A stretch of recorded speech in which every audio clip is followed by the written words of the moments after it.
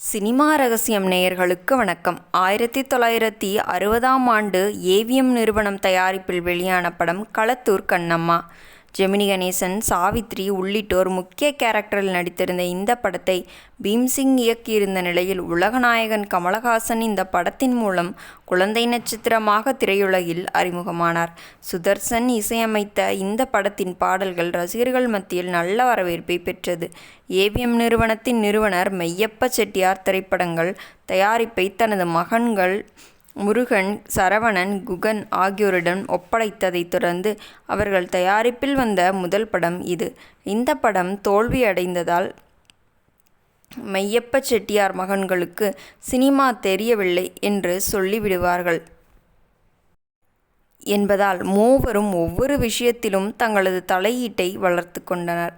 இந்த படத்தை இயக்க முதலில் தெலுங்கு இயக்குனர் பிரகாஷ் ராவ் ஒப்பந்தமானார். ஆனால் தயாரிப்பாளர்களில் ஒருவனான முருகன் ஒவ்வொரு விஷயத்திலும் தலையிட்டதால் நான் இயக்குனரா இல்லை இவர் இயக்குனராக என்று கோபப்பட்டு பிரகாஷ் ராவ் அதே கோபத்துடன் வேலை செய்துள்ளார். அப்போ படத்தின் பாடல் எழுத கண்ணதாசன் வந்துள்ளார். சுச்சுவேஷனுக்கு தகுந்தாற்போல கண்ணதாசன் பாடல் கொடுத்துள்ளார். ஆனால் தயாரிப்பாளர் முருகன் இந்த பாடல் பிடிக்கவில்லை, வேறு பாடல் எழுதுங்கள் என்று சொல்ல கண்ணதாசனும் எழுதி கொடுத்துள்ளார். மீண்டும் அவர் பிடிக்கவில்லை என்று சொல்லி வேறு பாடல் கேட்டுள்ளார். இப்படியே பல பல்லவிகளை முருகன் நிராகரித்து ஒரு கட்டத்தில் ஒரு பல்லவியை தேர்வு செய்து இயக்குனரிடம் கொடுக்கிறார். ஆனால் முருகன் மீது கோபத்தில் இருக்கும் இயக்குனர் இந்த பாடல் எனக்கு பிடிக்கவில்லை, வேறு பாடல் கொடுங்கள் என்று கண்ணதாசனிடம் கேட்க அவரும் வேறு பாடல் கொடுத்துள்ளார். மீண்டும் அதே நிலை தொடர்ந்துள்ளது. அப்போது இயக்குனர் தயாரிப்பாளர் இடையே உள்ள ஈகோவை தெரிந்து கொண்ட கண்ணதாசன் ஒரே நேரத்தில் 58 பல்லவிகளை எடுத்து கொடுத்துவிட்டு இதில் எது பிடித்திருக்கிறதோ அதை வைத்து கொள்ளுங்கள் என்று சொல்லிவிட்டு சென்றுள்ளார். அதில் அத்தனை பல்லவிகளும் அற்புதமாக இருந்ததால் பல்லவிகளையே பாடலாக மாற்றியுள்ளனர். அப்படி உருவான பாடல்தான் அருகில் வந்தாள் உருகி நின்றாள் அப்பு தந்தாளே என்ற பாடல். சாவித்திரியை பிரிந்தபோது ஜெமினி கணேசன் குடித்துவிட்டு பாடிய பாடல்.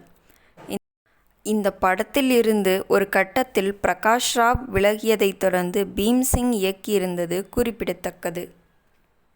19ஆம் நூற்றாண்டின் முக்கிய கவிஞர்களின் பட்டியலை எடுத்துக்கொண்டால் அதில் கவியரசர் கண்ணதாசனுக்கு முக்கிய இடம் உண்டு.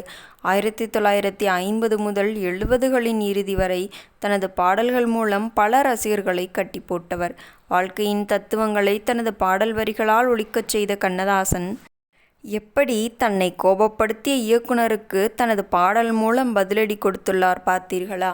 இந்த சம்பவத்தை பற்றி நீங்கள் என்ன நினைக்கிறீர்கள் என்பதை கமெண்டில் சொல்லுங்கள். வீடியோ பிடித்திருந்தால் சினிமா ரகசியம் சேனலை சப்ஸ்கிரைப் செய்து கொள்ளுங்கள். மீண்டும் நாளை சந்திப்போம். நன்றி, வணக்கம்.